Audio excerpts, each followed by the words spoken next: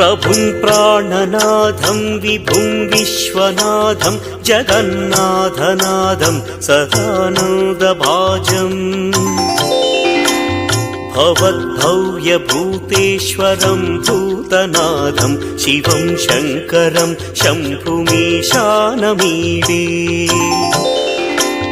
गळेरुण्डमालं तनौ सर्पजालं महाकालकालं गणेशादिपालम्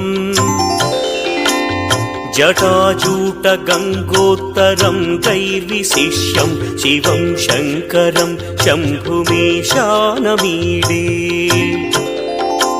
मुदामाकरं मण्डनं मण्डयन्तं महामण्डलं भस्मभूषाधरन्तम् अनादिं ह्यपारं महामोहमा